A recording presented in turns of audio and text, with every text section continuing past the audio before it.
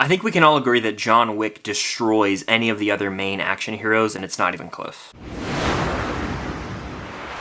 What's going on, guys? I'm Chris, and welcome back to another video. So today I am ranking all 4 John Wick movies as John Wick Chapter 4 just hit theaters. But before I do, hit that like button, comment down below your ranking of these movies. Where does Chapter 4 place in your ranking? And be sure to subscribe and hit that notification bell so you can help me hit my goal of 75,000 subscribers here on the channel. And I'll preface this ranking by saying I think all 4 movies are very solid. There's not a bad John Wick movie, just have to rank them somehow. Kickstarting this list at number 4, we've got John Wick Chapter 3 Parabellum. Now this is a movie that when I originally watched it back in 2020 for the first time, I thought it was okay. I was like, this is a 3 out of 5 type movie, like not doing too much for me. And then I rewatched it to prepare for Chapter 4 and I had a whole new appreciation for this movie. And that's the story with all 3 of the first movies actually. I'll get into that with each one. But Parabellum is a movie that I think really does a great job of picking up right where the first 2 left off. You know, John Wick's on the run, the stakes feel a lot higher as that bounty for John Wick continues to grow and grow. And I like how this movie sort of shows us a different side of the Continental, with the adjudicator character being introduced who can come in and sort of regulate the Continental Hotel and the rules of this whole entire mad universe that we're in. At the time, this was the longest of the bunch. It's about 2 hours and 10 minutes long, but it still flies by, and there's some pretty memorable action scenes here. But I won't lie, some scenes do drag on a little too long, noticeably more so than in the first 2 films. There's this whole scene with Halle Berry's character involving dogs, and it was like a great setup, and then it just turned into like this repetitive action scene where like not a lot of different choreography or kills were going down. It just became John Wick headshotting 1,000 different people and the dogs attacking, and it was cool. I was engaged, but this is the one action scene out of all of them in the entire franchise where I'm like, okay, this is going on a little too long. John Wick's obviously excommunicado in this movie following the events of Chapter 2, and we get some pretty awesome action. Like, in fact, the third act of this movie is insane. When they're all in the Continental Hotel,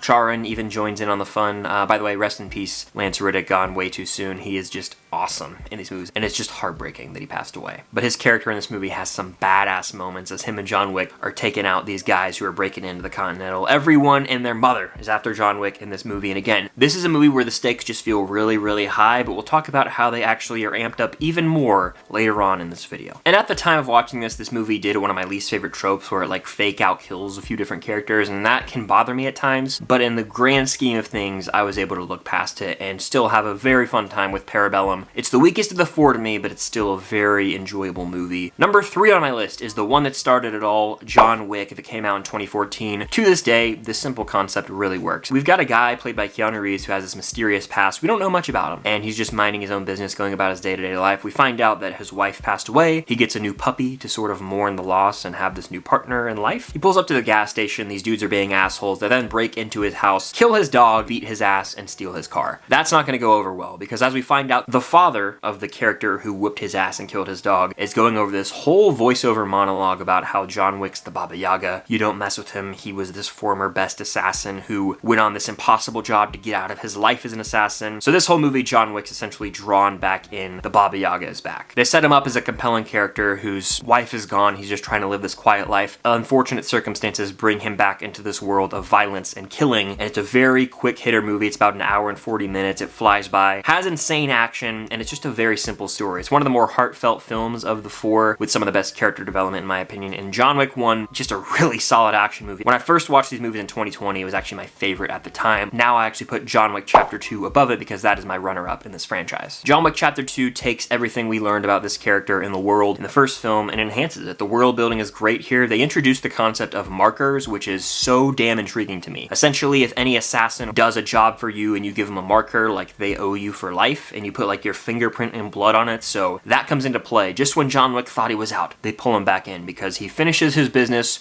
with the people who screwed him over in the first movie, and he's trying to settle back down into his quiet life. Then Santino D'Antonio comes in, and the whole thing gets flipped upside down. He has a marker for John Wick to bring him back in. He wants him to go kill his sister. John Wick says, I'm out, and of course Santino blows up his house. So then John Wick goes on this job, and of course he ends up getting screwed over by Santino. Everyone's after John Wick to try and kill him off. It features some incredible action, per usual. The reason I actually like this movie more than the second now is because we learn so much more about this world. It's so unique learning about the markers and just the history of these assassins. I think the villain's a little more characterized in this movie, and the consequences of John Wick's actions are explored at the very end of this movie, which leads perfectly into Chapter 3. Just like the first movie, it has great sort of non-stop action, but I think that because we learn more about John Wick and other characters in the film, plus just the world as a whole, I enjoy it a little bit more. It's got damn great action, and it is a very entertaining ride. But there's a new king in town because John Wick Chapter 4 is my favorite John Wick movie. I don't see them ever topping this one. I think it is the definitive final film in the franchise. John Wick Chapter 4 is a movie that ups the scale entirely. It is the longest film in the franchise, clocking in at like 2 hours and 49 minutes, so it's damn near 3 hours long. But that runtime has never once felt for me personally. I was fully invested from the start.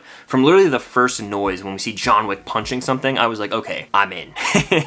The action in this movie is some of the best I've ever seen on the big screen. I cannot emphasize that enough. Each action sequence just gets better and better, culminating with some of the best choreographed fight scenes I've ever seen, and just the way that some of these things are shot blew my mind. Like, the actual hard work, blood, sweat, and tears that went into like choreographing some of these takes that are like one shot blows my mind. Jaw-droppingly good stuff at the end of the day. Check out my review of the movie, by the way, linked up above. There were multiple sequences where I was questioning how they pulled it off. That's how you know this is an all-timer in terms of action, but taking a step back from these enthralling action scenes, there's some really great new characters introduced who have so much emotional depth, and John Wick himself is at a point in life where he is sort of rethinking a lot of things he's done, and he's questioning what his path in life now looks like after he's been on this vengeance trail, just killing people. How many people is he willing to kill, and what life does he ultimately see himself living once it's all said and done? Really brings up a lot of interesting questions about morality, John Wick's fate, and it made for the most emotionally compelling film of the four to me personally. Not only is John Wick characterized more in this movie, but there's a character played by Donnie Yen named Kane, who's got a very emotionally investing story. So you're kind of rooting for John Wick at times, but then this Donnie Yen character is also compelling, and it's a very interesting like flip-flop dynamic. And there's a character called the Tracker introduced who's great as well. But I think that what really anchors this movie for me is that early on there is a villainous presence who solidifies himself as the big baddie of this franchise. He does some awful things, he's despicable, and Bill Skarsgård plays this character so damn well. He's that psychotic type that can just snap instantly. He's got this calm but uneasy presence to him. I really dug it, and I think that he's one of the better characters introduced in this franchise. The action set pieces are outstanding here. Each act has a clear breaking point, so it's well paced, and the final act of this movie is magnificent. Like, there are some just insanely well done action scenes, but it culminates with a moment that is just perfect. I love John Wick Chapter 4. It had some of, if not the best action I've ever seen on an IMAX screen. It rules, and I really can't emphasize this enough. You guys need to check this out if you're a fan of action movies. John Wick films, or just movie going in general, this is worth seeing on the big screen, and it is by far my favorite in this franchise, and I think the best in the John Wick franchise. But that's just my ranking of all 4 John Wick movies. Let me know yours in the comments down below. Again, my review is linked up above, as well as my out-of-theater reaction. Thank you guys for watching. Hit that like button, subscribe, and hit that notification bell as I'm trying to hit my goal of 75,000 subscribers here on the channel. And until next time,